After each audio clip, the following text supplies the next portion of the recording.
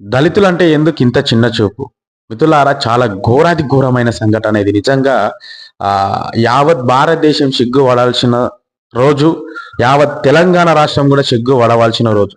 ఈ కుల పిచ్చి, కులాహంకారం ఉన్న నా కొడుకులను నడి రోడ్డున బట్టలు దిసి పిచ్చి కుక్కలను కొట్టినట్టు కొట్లాడారు.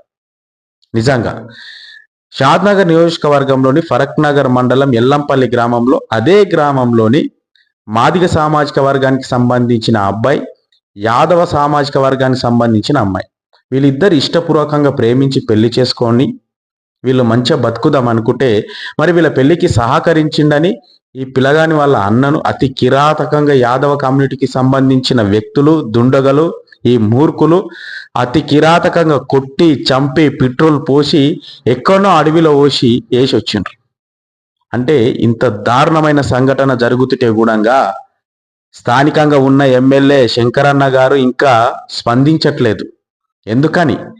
శంకరన్న, దళితులు ఓట్లేస్తేనే నువ్వు ఎమ్మెల్యేవైనావు, ఇది గుర్తుపెట్టుకో, నీ బాసుకు చెప్పు. దళితుల పట్ల తెలంగాణ రాష్ట్రం నుంచి చాలా ఘోరాది ఘోరమైన అవమానాలు జరుగుతున్నాయి. ఇక్కడ కేంద్రంలో చూసుకుంటే మొన్న సుప్రీంకోర్టులో గవాయి గారి పైన బూటీ సిరితే కూడా కనీసం ఎవడు కూడా స్పందించట్లేదు. దళితులంటే ఇంత చిన్న చూపు అయిపోయింది ఈ సమాజంలో. ఖచ్చితంగా ఈ దుండగులను, ఎవరైతే కారణం ఉన్నారో ఈ హత్యకు, వాళ్ళను ఖచ్చితంగా అప్పజెప్పాలి, చట్టపరంగా శిక్షించాలి. నా కొడుకులకు క్యాస్ట్ ఫీలింగ్ ఉంటే ఇట్లా ఉంటుందా అనేది వాళ్ళకు గుర్తు వచ్చేటట్లు శిక్షించాలని కూడా మేము చెప్తున్నాం. ఖచ్చితంగా వెంటనే శంకరన్న నువ్వు స్పందించాలి.